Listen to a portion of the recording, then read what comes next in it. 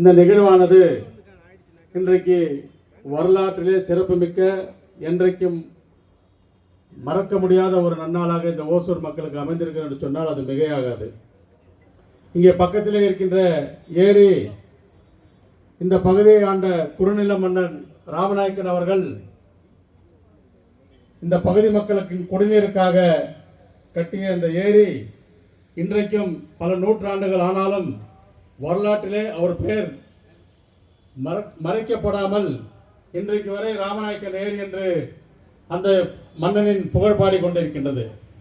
அதை போல இந்த ஓசூர் பகுதிக்கு கடந்த 15 ஆண்டு காலமாக கடந்த கால திராவிட முன்னேற்ற கழக ஆட்சியிலே நான் நகர்மன்ற தலைவராக இருக்கின்ற போது 56 கோடிக்கு திட்ட மதிப்பீடு இடப்பட்டு அன்றைக்கு டெண்டர் வரைக்கும் வந்துச்சு. டெண்டர் விடல. அதற்கப்புறம் இந்த பணி கடந்த 10 ஆண்டுகளாக கிடப்பில் இருந்து இன்றைக்கு திராவிட மாடல் ஆட்சி நம்முடைய தமிழகத்தினுடைய முதலமைச்சர் ஒப்பற்ற தலைவர் இந்தியாவின் முதன்மையான முதல்வர் அண்ணன் அவர்களின் ஆட்சியுடன் நடைபெறுகிறது என்று சொன்னால் இந்த வரலாற்று ஓசூர் வரலாற்றிலே நம்முடைய முதல்வரும் இடம்பெற்றிருக்கிறார் என்பதை யாரும் இங்கே மறுக்கவும் முடியாது. எப்படி ஒகேனக்கல் கூட்டு குடிநீர் திட்டம் தந்து அந்த திட்டத்தின் மூலமாக ஓசூருக்கு ஒகேனக்கல் கூட்டு குடிநீர் திட்டம் தந்து இன்றைக்கு 13 எம்எல்டியாக இருந்த ஓசூர் நகராட்சிக்கு கொடுக்கின்ற 13 எம்எல்டி இருந்த தண்ணீரை 70 எம்எல்டியாக ஒப்பந்தம் செய்து வருகின்ற காலங்களிலே ஓசூர் பகுதிக்கு குடிநீர் பிரச்சனை இல்லாத அளவிற்கு 8000 கோடியில் இந்த திட்டம் தீட்டி இன்றைக்கு நமக்கு ஒகேனக்கல் கூட்டு குடிநீர் திட்டத்தையும் தந்திருக்கிறார் நம்முடைய முதலமைச்சர் அவர்கள். ஆக தந்தை பெரியாரின் சமத்துவம், பேரறிஞர் அண்ணாவின் மத்தியிலே கூட்டாட்சி, மாநிலத்திலே சுயாட்சி, நம்முடைய தலைவர் கலைஞர் அவர்களின் மொழி உரிமை, பெண்ணுரிமை, இவை மூன்றும் ஒருங்கிணைந்து ஆட்சி செய்கின்ற நம்முடைய திராவிட மாடல் ஆட்சி முதலமைச்சர் அவர்களுக்கு இந்த ஓசூர் பகுதி மக்கள் என்றைக்கும் நன்றி கடன் பட்டவர்களாக இருப்பார்கள் என்பதை இந்த நேரத்தில் நான் உறுதியோடு கூறிக்கொள்கிறேன். நம்முடைய மேயர் சொன்னது போல ஓசூர் மாநகரத்துக்கு இன்னைக்கு ஒரு பொன்னான நாள். கடந்த 10 ஆண்டுகளில் 15 ஆண்டுகளில் ஆகாத ஒரு மிகப்பெரிய பாதாள சாக்கடை திட்டம் இன்னைக்கு மாண்புமிகு முதலமைச்சர் அமைச்சர் அவர்கள் அந்த திட்டத்தினை தொடங்கி வைத்திருக்கிறார் என்பதை மகிழ்ச்சியோடு தெரிவித்துக் கொள்ள நான் கடமைப்பட்டிருக்கிறேன். ஒன்னே ஒன்று சொல்ல வேண்டும் என்று சொன்னால், 8 ஆண்டு காலம், இப்போ 3 ஆண்டு, போன ஒரு 5 வருஷம், மொத்தம் 8 ஆண்டு காலமாக நம்மளுடைய அமைச்சரோடு நான் பயணிக்கிறேன். அவர் எங்கே போனாலும் நான் அங்கே தான் இருப்பேன். எனக்கு ஒரு வலது கை யாருன்னு சொன்னால் அண்ணன் நேரண்ணன் தான். நான் ஏற்கனவே சட்டமன்றத்தில் இருக்கும்போது, தளி சட்டமன்ற உறுப்பினராக இருக்கும்போது, நான் முதல்ல சட்டமன்றத்துக்கு போகும்போது கூட எனக்கு பேச கொஞ்சம் பயம். உடனே என்னை கை மேலே தூக்கி சபாநாயகர் இடத்துல கேள்வி கேளுன்னு சொல்லி என்னை பேசி வைத்து அழகு பார்த்த அமைச்சர் யாருன்னு சொன்னா நம்ம அண்ணன் தான். இப்ப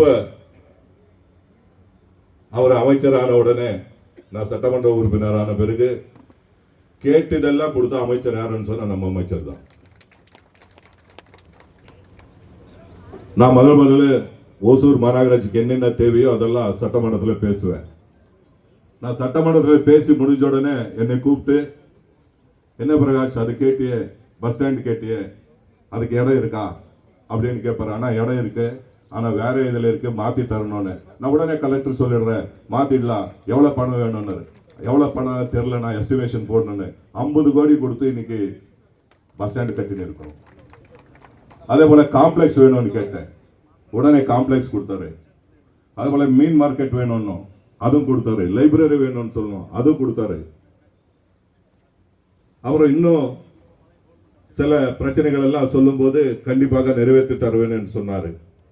எப்ப போனாலும் பாத்தாள சாக்கடை திட்டத்தை பத்தியே கேட்பேன். நான் உன் கேட போட நான் வாங்கி தர்றேன், உடனே முடிச்சு தர்றேன்னு சொல்லி 3.5 வருஷத்துல இருந்து கேட்டுனே இருப்பேன். ஆனா இன்னைக்குதான் அதுக்கு விடிவு காலம் வந்து இன்னைக்கு ஓசூர்ல பாத்தாள சாக்கடை திட்டம் வந்திருக்கு. எத்தனையோ ஆட்சியாளருக்கு முன்னாடி இருந்தாங்க. ஆனால் அதோ தரேன்னு சொல்லி இது வரைக்கும் கொடுத்ததே இல்லை. அப்படி கேட்டதெல்லாம் தந்த ஒரு அமைச்சர் யாருன்னு சொன்னா நம்ம நகரப்புற வளர்ச்சித்துறை அமைச்சர் என்பதை இந்த நேரத்தில் மகிழ்ச்சியோட சுட்டிக்காட்ட நான் கடமைப்பட்டிருக்கிறேன். அதே போல நம்மளுடைய மாண்புமிகு முதலமைச்சர் அவர்கள் கூட என்னென்ன ஓசூருக்கு தேவையோ அத்தனையும் கொடுத்திருக்காங்க.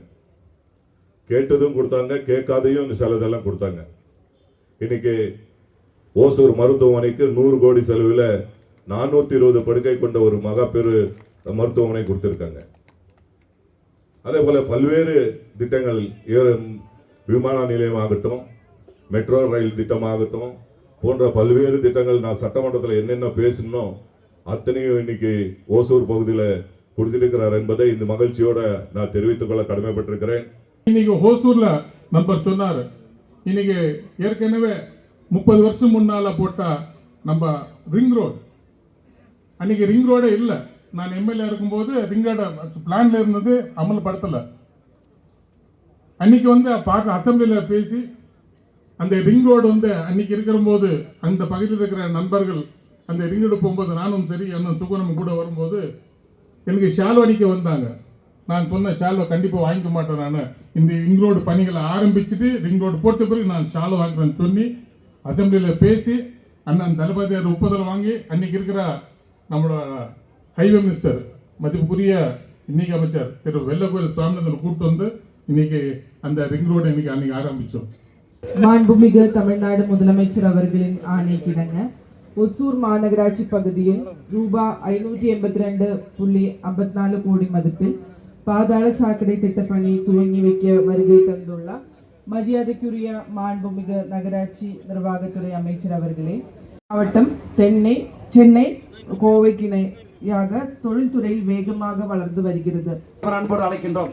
நிகழ்ச்சியில் அடுத்த மாண்புமிகு உணவு மற்றும் உணவுப் பொருள் வழங்கல் துறை அமைச்சர் ஐயா அவர்கள் தலைமை உரை நிகழ்த்துவார்கள்.